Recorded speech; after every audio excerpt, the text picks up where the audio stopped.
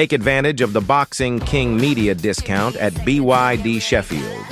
You can get this amazing car for £269 per month with a £269 deposit. Details in the description.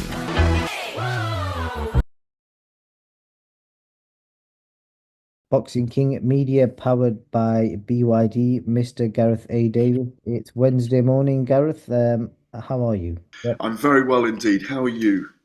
I'm good, mate. I thought it's been a few days. We had a couple of good bits of content last week, and a lot's kind of happened in the last few days. Some concerning you, some away from, in the boxing world. I thought, well, let's have a little bit of a midweek catch up. So yeah, here we are. Tell me what we did last week. We definitely did the Johnny Fisher, Dave Allen press conference. What was the other thing we did? Johnny Did we, Fisher. did we do Albert Hall or not? Yeah, but no, we didn't. I didn't interview you there, but I did see you there. Yeah, we was there for the event. So Did we speak earlier in the week on Zoom as well then? we did some good, a nice cheeky little interview midweek where your hair was a talking topic. And I There was pro a lot of talking points last week, wasn't there? There were a lot of talking points in the whole of boxing last week. It was quite extraordinary. Yeah, well, a lot's happened in the last 24 hours, so we're going to catch up with that as well. But before we jump into that, I think it's only fair that we give the fans who tune in on a regular basis, listen to you now, their own quirky bit of humour. We've got some questions from some follow-up stuff from last week, Gareth. One of the ones is about your hair. I know you mentioned that you've got the same Japanese hairstylist, and you've been going there for years. Somebody said £60 for that ruffle up. Blimey, Gareth, they've seen you coming a long way. Well, they're probably right. But I have a deal. I have a year deal. It's normally comes down to about 40. So got you there. No, it's. Listen, I've got a lot of hair. I've always had a lot. Haven't got as much hair as I used to have, but you just get used to those things as you get older. Mackie, my hairstylist, a lovely person, and she's a friend of mine, and she just happens to have cut my hair a long time. But you're right, it has gone up in price over the years. I probably used to cost 20, now it's 60. Okay, well, more on the hair from Austin. Austin says, big respect for Gareth as always, but he definitely wears traditional Japanese dress when he goes for his haircuts. Correct, correct, absolutely correct, and a samurai sword, and the first little bits of it are just chopped off with a little sword. No, I don't because it's in a British hair salon, but it's a very very good idea. Yeah, that'd actually be quite funny to see in a Japanese outfit. Um, Like a face, nice gi, a black gi. yeah, face tickles, You mate. look good in a black gi. Yeah, face tickles has got people going. Um, Oh, I love a face tickle these days. and Jason is saying, does Gareth have his staff? I don't know what staff you've got, but do you have your staff singing softly to you as you drift to sleep? Singing softly, yes, I do, and it's very, it's a beautiful way to go to sleep. I have my staff are the birds outside, believe it or not, and that's the of the feathered variety. Um, but it's a very good idea, and it's one that I will now inculcate into my daily plans and into my diurnal plans. Right, great stuff. Well, that's it for this week. If you've got any other ones, yeah, join us in the comments and drop them in, and we'll mention them next time. Let's jump into the boxing, Gareth. Um, I think it's only fair, before I talk about. In fact, let's jump in with Chris Eubank Jr. We'll start with that first. £100,000 fine, Gareth, is what he's been slapped with for the egg slap on Conor Ben. Um, what do you think? It's funny because when I spoke to Dominic Ingle last week, I asked him to predict what he thought the fine would be, and he said between 100 and 200K. So he's pretty much got it right. Most, Ben Shalom said it'll be £500. He was kind of joking, but what do you make of that? Is that a fair fine? Because, well, I'll let you tell me first, because there are some a lot of arguments and people not happy about the fine online. I think it's a very steep fine. I'm on record with you and others as saying I thought the egg incident was a bit of a disgrace. Um, but what it did do was set a fire under this. It ignited this promotion. It set a fire under Conor Benn. It garnered 6,000 headlines. It created massive media attention around the double header of the Tuesday and Thursday press conferences. So what's weird is that it's almost counterintuitive that he helped the promotion in a massive way.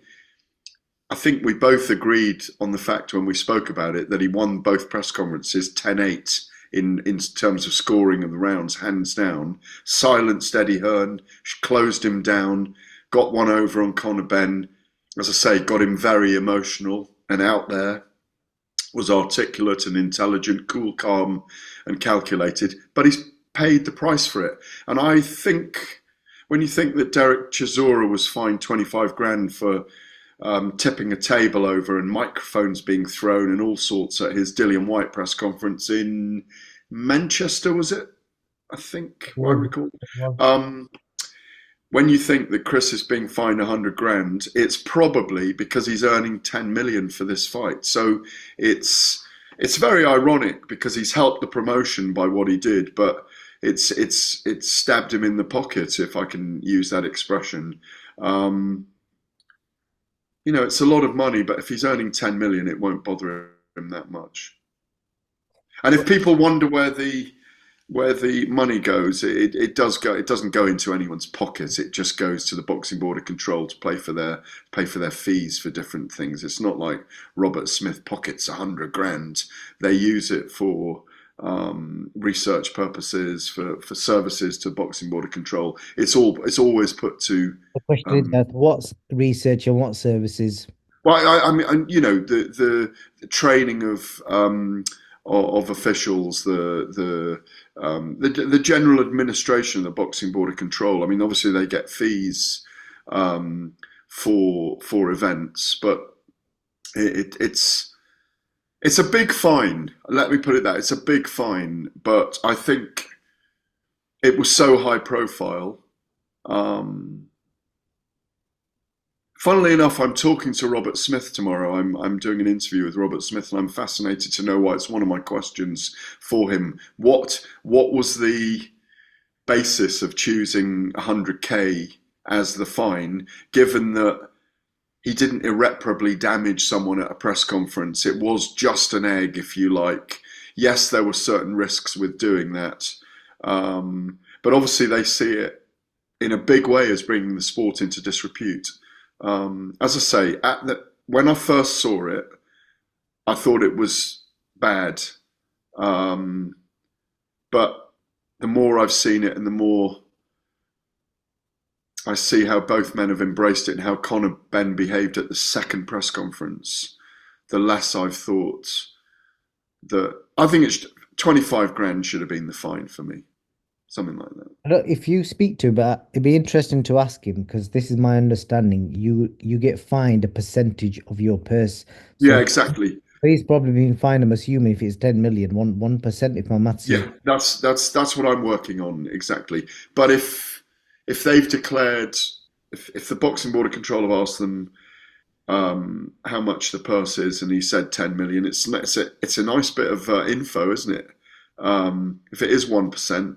I mean, I guesstimated they're earning 10 and 8 million, respectively, Eubank and Benn, but it could be even more.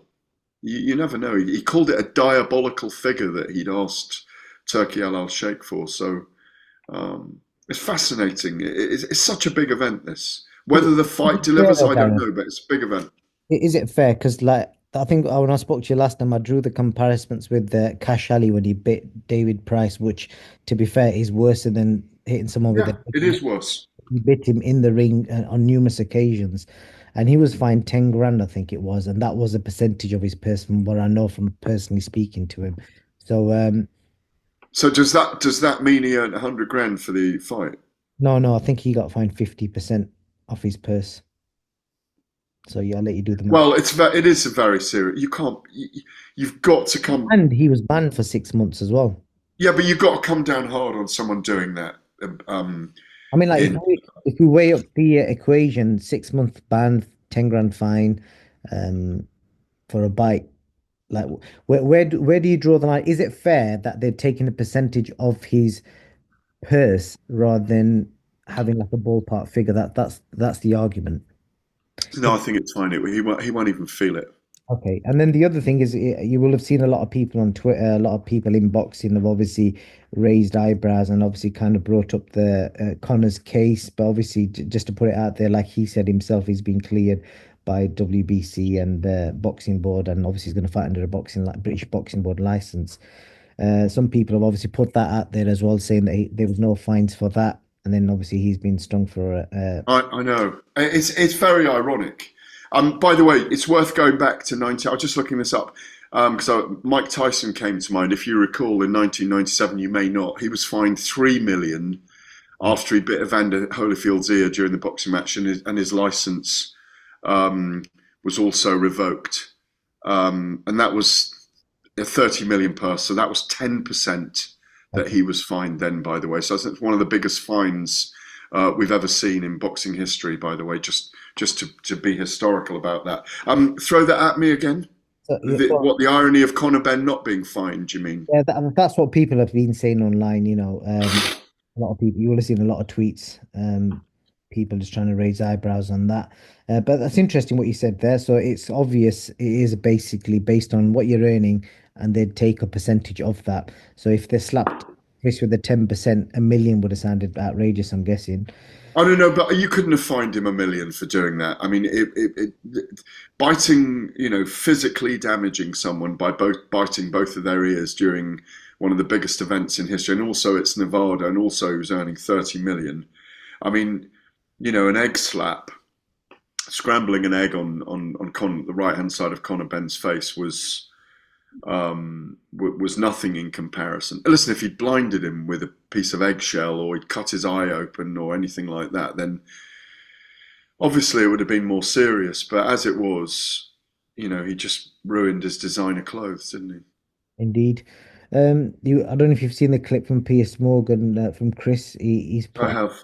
out like a heartfelt message to his dad. He wants his dad to Oh be. no, I haven't. No, I didn't see that. Yeah, that's gone out today. A 3-minute clip, which they've teased us with, basically saying that his dad's battling demons. He describes when the fallout kind of happened. It's around the passing of his brother, and that kind of strained the relationship. But he's basically said he's going to do everything he can to get his dad to come to the show. Oh, well, I hope he does come to the show, and I think we can also say that if anything happens to Chris in the build-up, we've got an easy step in with Harlem Eubank, by the way. So stay in shape, Harlem, just in case. A great victory over Tyrone McKenna on Friday night down in Brighton, and obviously Eubank Senior is overseeing and overlooking Harlem's career at the moment, and helping him with that. Look, I saw the clip when this morning when I woke up of um, Chris Eubank saying he's only going to need his hands to sort Conor Benn out. Interesting that they chose to go on Piers Morgan Uncensored together. Obviously, just doing that for the numbers. Piers being a casual boxing fan, who likes to get involved in these things, and obviously having that relationship with Connor, who went on his show probably ill-advisedly, and said a lot of ill-advised things during the two clomiphene test case. If you recall, he went on it and caused a lot of news, and harangued everyone he could on that platform. I mean, I wasn't speaking to Connor at the time. He wasn't speaking to me. His team weren't speaking to me, and I thought it was a strange move to go on that. But I get why they've gone on this. Look, I hope we get Senior there. I think he adds to the show. I think he's a force, isn't he? And without him there, it feels like there's something missing from the jigsaw. Indeed.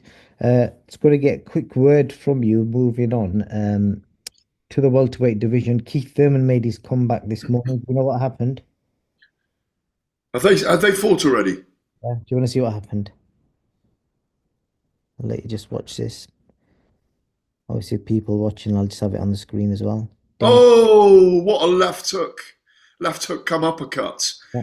Do you know what? There was a time when Thurman really was the dark horse of the welterweight division. I know you like doing your documentaries. I've interviewed Keith a couple of times. You know that his dad, Keith's father, is a kung fu or karate sensei, and Okay. he grew up loving martial arts. And there was a time in that welterweight division when Amir Khan, Danny Garcia, Sean Porter, a young Terence Crawford, Errol Spence. Keith was the dark horse in that division at one point, where no one wanted to fight him, and he's thrown back the years there with that win in Australia, with that knockout win. Does that just happened a few moments ago? Just happened, yeah. Oh, fantastic! Good win. Very pleased with him. Great character, Keith. Great character. Right over on the margins as well. He is. He's get one of your documentaries on him. You won't look back from that 'cause you've done brilliant ones on Bernard Hopkins and Miguel Cotto and a few others. So go for it. Well, episode three's already filmed. That'll be a big, big name, which hopefully I'll announce soon. Um, move Can I guess? on.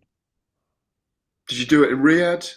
No, in the UK, but it's somebody from America that was in the UK. Andre Ward? No.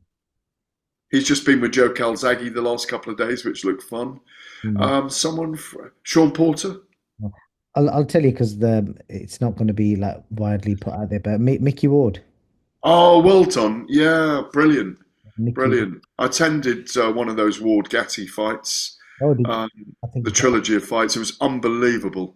The okay. late, great Arturo Gatti, of course, and Mickey Ward, who's a brilliant guy. Oh, well done. I'm looking forward to watching that.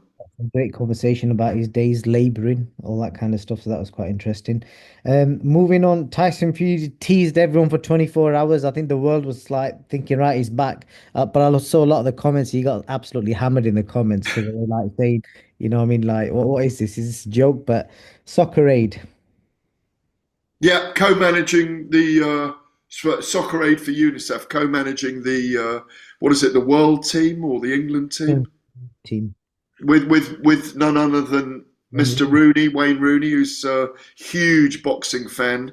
Of course, was it Wayne that got knocked out in the kitchen once Yep. and carried Ricky Hatton's? I remember when he carried Ricky Hatton's belts into the ring. I remember meeting him in Vegas that time when Ricky, and so did the Oasis boys carry the belts in as well. That it was against Jose Luis Castillo with a perfect liver punch. Ricky put him away in that fight, and got to speak to Rooney at that event, and he's a massive boxing fan. So those two will have a lot of fun together. Obviously, Wayne's is it Derby County? Is he still there? Got no idea.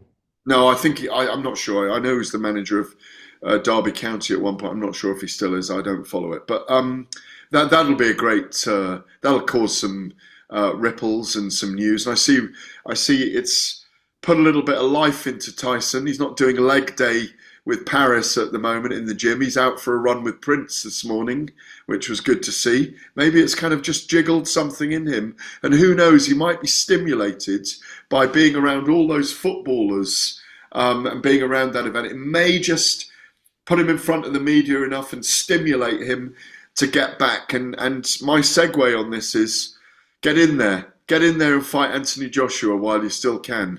And let's get that fight on late summer. Your instinct, does he come back? My instinct says he does come back. Even though when I talk to people behind the scenes at the moment, Boxing King Media, they are all saying that he doesn't really feel like he wants to. And I'm also hearing the same from Joshua's people, by the way, that they're not sure yet. But come on, guys, come back, give us one big event. And maybe, given the talk of what's happening with TKO, Dana White, and Turki Al Sheikh, then maybe it's time to get that in the bag before things change irrevocably around them. Indeed. Um, Last thing I want to speak to you about, Gareth, is Yeah, the elephant in the room. That everyone's probably sat here waiting for me to ask you about is Big John's comments. He did some interviews last week. I think this one's from ProBox TV. He basically said, referring to yourself, people pick and choose. Once he crossed the line, there's no coming back. It was embarrassing, and he doesn't want anything to do with people like that. And then he kind of referenced that if Johnny wins, then your mates again. But he doesn't wish you any harm, but don't yeah, that's nice. ever speak to him again. Well, that's fine. I mean, it's I don't. I just think it's being taken too far. I mean, I don't really have a lot more to say to it. I mean, I can't keep going back and forth. It doesn't bother me that he doesn't want to speak to me again, and it's not Big John who matters in this anyway. It's this son, the boxer. Um, you can't. I'll still comment on his fights. I'll still be involved in his fights. I'm really looking forward to Fisher Allen too. I think Johnny's to be applauded for taking the rematch. He's got the W on his record. I don't believe he won the fight, but he's still to be applauded for taking the rematch because there's a lot of jeopardy and risk there. Taking a second fight, hopefully comes out better this time. But yeah, really looking forward to it. I think it'll be an amazing event on May the 17th. And whenever there's jeopardy or controversy, it will be it will be a great event. Really looking forward to it. I think he mentioned that you tried speaking to his wife as I well. said hello to Charlotte as she passed. I tried to make eye contact with all of them, but it was like I was invisible. So it was. You gonna try again, or are you gonna just knock it out? No, just leave it. Just leave it. It's not a problem. I mean, it's not a problem for them either. It's like they've excommunicated me from the from their media juggernaut, so it's fine. Um, it's just one of those things. I mean, haven't really experienced reactions like this as heavily as this before, but some people are like this, and that's fine. You've had similar stuff with Tyson Fury, haven't you? But I know you still speak to him. Not really. I mean, I think there was a bit of a moratorium in speaking to people involved with Talk Sport at one point Oh yeah, because he felt insulted by a lot of Talk Sport broadcast, and obviously this is the same in a way because it came out of the broadcast.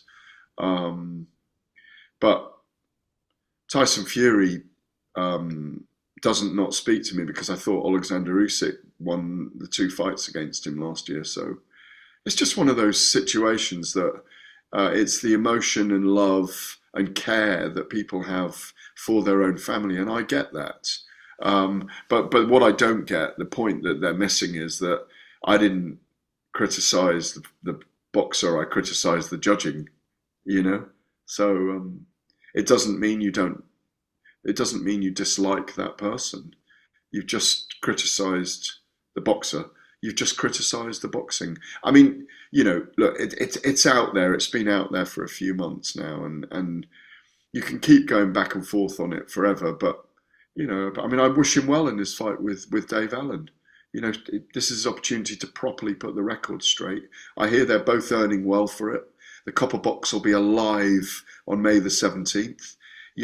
Great publicity to it. This is publicity for it. So I'm really looking forward to it. I indeed. think it's a 50-50 as well, by the way. Okay, that was going to be my last question to you because Dave has put on a couple of stone, but he's mad confident. He thinks that it makes no difference. He doesn't think Johnny will be able to beat him this time. I like the attitude of Johnny at the press conference. I spoke to Mark Tibbs with you, of course. That's Yeah. right. We spoke to Mark Tibbs. Really looking forward to it. They're going away, or they're in Vegas at the Plaza, I think it is, that they go to do a deep camp in Las Vegas. They're taking it very seriously. I like it. Different air about Johnny Fisher this time. No japing around. Business first, being serious. I like all that. And let's see how far he can go. Indeed. Gareth A. Davies, thank you for your time, and we'll catch up soon.